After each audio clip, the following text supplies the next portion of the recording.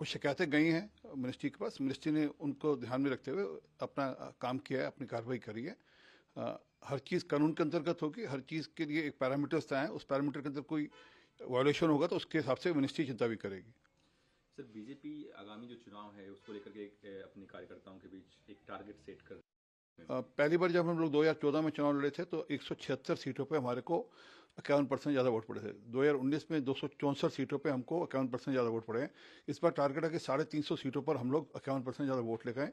इसके लिए प्रधानमंत्री जी से लेकर हमारा जो पन्ना प्रमुख है सबके सब काम करेंगे। सर, एक बार फिर से डीएमके के एमपी हैं दयानिधि मारन, उनका बयान आया है कि जो यूपी बिहार से लोग तमिलनाडु में आते हैं वो या तो कंस्ट्रक्शन वर्कर्स होते हैं या फिर वो टॉयलेट साफ करते हैं। देखिए, ये निरंतर कांग्रेस या कांग्रेस के जो समर्थक दल हैं वे लगातार यूपी बिहार का उपहास उड़ाते हैं। इससे पहले उनके मुख्यमंत्री जो हैं तेलंगाना के, उन्होंने कहा था कि तेलंगाना का डीएनए बिहार के डीएनए से बेहतर है। उन्होंने अपने आप को बेहतर बताया था और कहा था कि बिहार का जो डीएनए कुर्मी डीएनए उससे बेहतर है। अब ये इस प्रकार के जो बयान आए हैं मुख्यमंत्री तमिलनाडु के, दिखता है कि उनकी सोच कैसी है बिहार और यूपी को लेकर। सर, जगदीप धनखड़ ने एक मीटिंग बुलाई, एमपी राज्यसभा से सस्पेंड हुए हैं, उसको लेकर के क्या कारण रहे हैं? देखिए, लोकतंत्र में डायलॉग ही एक रास्ता है और उसको ध्यान में रखते हुए उन्होंने मीटिंग बुलाई है, चर्चा करेंगे और उसमें कोई रास्ता ठीक निकलता निकालेंगे। परंतु एक बात बड़ी स्पष्ट है, 23 मई को सबके सब दलों ने मिलकर, जिसमें स्पीकर साहब भी थे और चेयरमैन साहब भी थे, धनखड़ साहब भी थे और बाकी सब दलों के जो लोकसभा और राज्यसभा में जो प्रतिनिधि वो भी थे, उन्होंने तय किया था कि हम जो पिछली गलतियां हुई, जो पिछले लोकसभा में गलतियां हुई, वह इस नई बिल्डिंग में नहीं दोहराएंगे। और वह था कि हम लोग प्ले कार्ड लेकर वेल में जाकर प्रदर्शन नहीं करेंगे और हंगामा नहीं करेंगे। उसके वेल ना हुई, उसके अंतर्गत एक्शन हुआ। अब परंतु क्योंकि लोकतंत्र में विपक्ष जरूरी है, इसलिए डायलॉग का चैप्टर ऊपर हुआ है। सर, सचिन पायलट को छत्तीसगढ़ का इंचार्ज बनाया गया है, वहीं अविनाश पांडे को यूपी का, पहले प्रियंका गांधी थी वहाँ पे।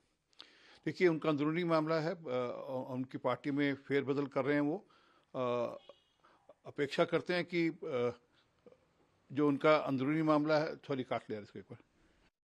सर, शरद पवार जो हैं एक बार फिर से गौतम अडानी की तारीफ करते नजर आए हैं डेवलपमेंट वर्क को लेकर के। देखिए, गौतम अडानी हो, अंबानी हो, या और जो बड़े जो घराने हैं, जो लोग इंडस्ट्रियस्ट हैं, वह अपनी जगह देश की तरक्की में योगदान कर रहे हैं और बाकी सब लोग अपनी जगह तरक्की में योगदान कर रहे हैं। इसलिए समय समय पर जो लोग ठीक बात समझते हैं वो उनकी तारीफ भी करते हैं। फारूक अब्दुल्ला कह रहे हैं कि हमारे कुछ जवान शहीद हुए तो जो सुरक्षा बल है वो लोकल्स को उठा लिए, तो कैसे जब तक बातचीत नहीं होगी तो फिर संभव नहीं है शांति। नहीं, बातचीत, ये बार बार प्रेशराइज करते हैं कि बातचीत आप क्रॉस द बॉर्डर करें, और क्रॉस द बॉर्डर किससे बातचीत होगी। और ये बड़ा भारत की पॉलिसी बड़ी तय है कि आतंकवाद और बातचीत इकट्ठे नहीं चल सकते।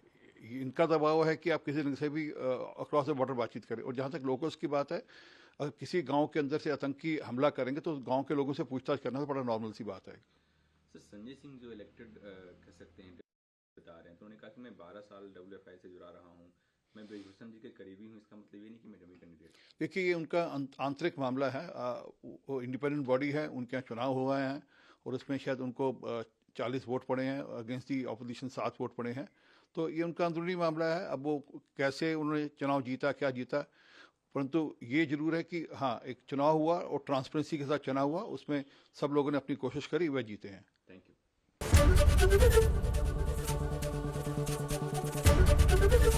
ABP गंगा, खबर आपकी, जुबान आपकी।